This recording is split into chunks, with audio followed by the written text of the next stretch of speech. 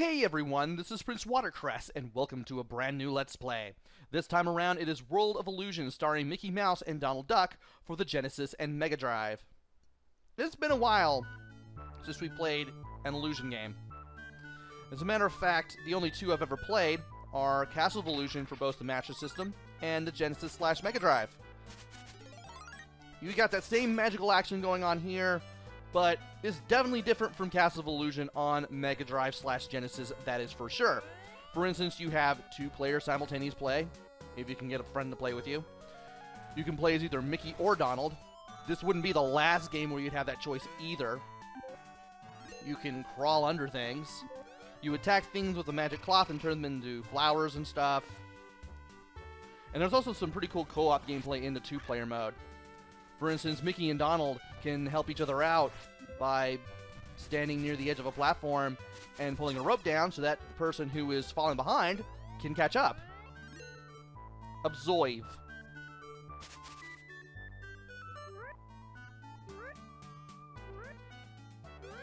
Pretty neat trick. Also, one character can carry the other. And if you're stuck playing alone, fear not, you can play as either Mickey or Donald in the main menu.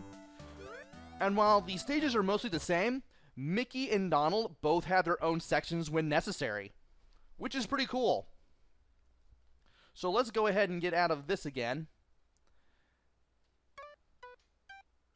And then, let's go ahead and press start to see the story. One night, Mickey and Donald were practicing for their big magic act. One of the magic tricks surprised Donald, and he fell backward, tipping over some scenery. Behind the scenery was a mysterious magic box with a drawn curtain. Oh boy! If it works, we can use it. Oh boy! If it works, we can use this in our magic act, said Donald, who I cannot imitate at all. Oh, I don't know if that's such a good idea, replied Mickey, noticing a strange glow behind the curtain. But he was too late. Donald had already stepped inside. Mickey looks guilty as he knew he could do something, but didn't. Poof! The curtain fluttered and Donald disappeared. Also, what is going on with Mickey's eyes right there? Mickey stepped inside to inspect the box, and poof! He disappeared too. Remember that door for later! Booming laughter echoed as Mickey and Donald fell through the darkness, and an evil voice said, "You are good magicians in your world, but here in my world of magic, you'll have to learn many more tricks to find your way home. If you can find and defeat me, I will show you a way out of this magic box." I cannot do the Jack and Daxter Oracle voice well, apparently. I really need to stop doing that. So anyway, we are here at the main menu. We have the player select. We can choose either a one or two player game. C confirms, B backs out, and you can choose between Mickey and Donald. I'm just going to play as Mickey for this run because that's who I used for Try It Out Tuesday. There are passwords in case you game over in the middle of a game and you want to return back to where you left off, which is pretty cool. You have sound, which is a sound test, and you have control, which lets you choose between one of 4 different control configurations. Type 1 is the default. You hold A to run, you press B to attack, and you hold or press C to jump. Sadly, Type 1 is the only one that features jump as the C button. All the others ones use B or A, which is kind of a pain. I kind of want to use Types 2 and 3. One of my biggest gripes about the control is that the game, it's like the developers felt they were obligated to use all 3 buttons when I could just easily tap left or right on the control pad and that would work a little better. Maybe that's just me. I'm just going to stick to Type 1. And if I have to, I'll just have 3 fingers on the controller. And when we press the start button, we exit to the main game. We start a new one all the way at the beginning. And now, we have our gameplay. Our health is in the upper left. We have 5. We can have as many as 8 hits. And we have 3 lives, or as the game calls them, tries. We have these soldiers that will come after us. Just hit them with the magic cloth, and you can get rid of them. There's also those little leaf creatures. You can also hit them with the cloth as well. And by holding down and pressing C, or holding C, you can climb forward. And now we have these dragonflies, which we can turn into butterflies. We want to watch out for them as we proceed. Now by jumping on this, we will be knocked into the air. These little question mark bags contain playing cards, which will get us a little closer to an extra life. This piece of candy restores 1 hit of health. The cake we found underneath the little vine or branch, that refills all your health. So you want to look out for those. And getting hit once, as seen there, takes away 1 of your hits. And we will have to crawl under this to get the playing card. And by going in here, we'll be able to drop down. There's nothing in here, sadly, and there's nothing to the left. And from here, we can just continue to right. Now, the sparkles from the cloth will stun enemies, but if you hit them with the cloth outright, it will defeat them outright. So keep that in mind. Anyway, after going over here, we have our second gameplay area of the first level of the game. We have these flowers that we can use as platforms, which is alright. Some guy spawned behind us. We don't need to worry about him. And by jumping into this tulip, we will get sent into the air. I was ready for him. And by jumping on this specific flower, we can cause leaves to come out. We can use these leaves as platforms to get playing cards. And that drill sound was actually not a dragonfly, but a mosquito. Yeah, that's a mosquito, I think. Or a dragonfly with a beak for a mouth. I don't even know anymore. But yeah, that thing made that drill sound. And by jumping on these leaves again, we can get nailed by that.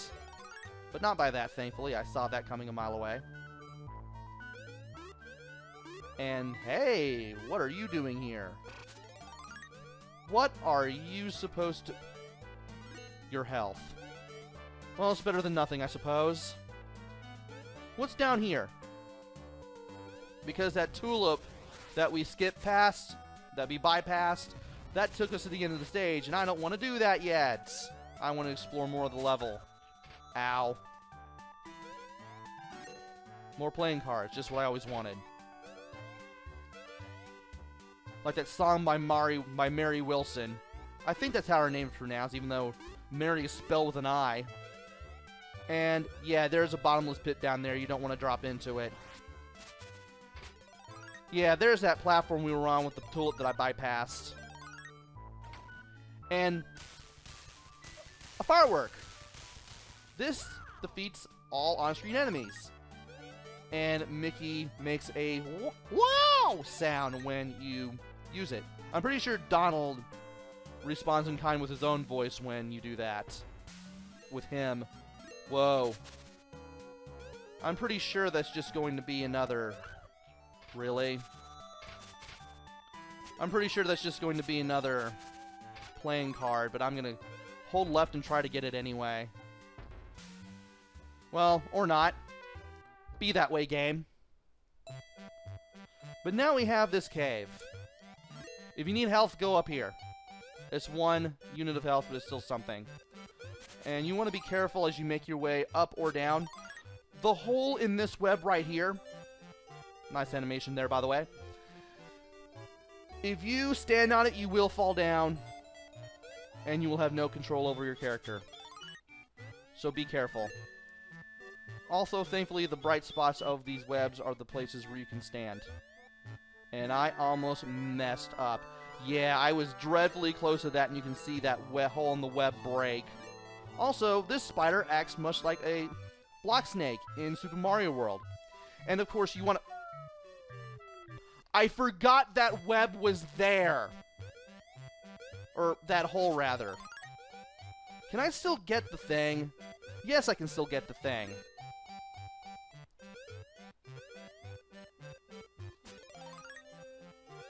Might as well go ahead and take the lower route. That gives us stuff. And some more enemies to beat up. Definitely appreciate the candy. I would like to have 7 hits rather than 5. Thank you very much. Am I going over here? Now let's jump over this time. Jeez Louise. And deal with another block snake spider. I don't think the spider itself can hurt you, so I kind of want to stay away from it anyway. And there's some more health that I will want. And I thought he was going to double back and go to the left there, but nope. Want to be careful here. There we go. That's the point where the spider doubles back. And we want to take care of that enemy before we get out of here. And by going over here, we will face our first boss. You want to hit this thing with the cloth itself outright. And after 2 passes, you'll see its underside, and it just stands there and just taunts you. Amazingly, it does not attack you. All it does is just move around and just give you a hard time. That's all it does. And if I could somehow jump and hit this guy, that'd be great. There we go.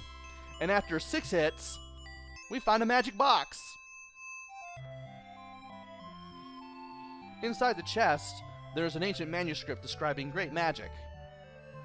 If you say the magic word Alakazam, and then press any one of the buttons, a flying carpet will appear. To control the carpet, hold down the jump button to fly up. If jump is not pressed, the carpet will descend. Use the directional pad to control your movement. And, hey, we got our life back. Cool. This looks like a good time to try out that new magic. And that's when you press the button. But that will have to wait until the next video. Join me next time when we take on the next level of Mickey's Quest in World of Illusion. Until then, this is PrinceWatercress. Take care, stay safe, and thanks for watching!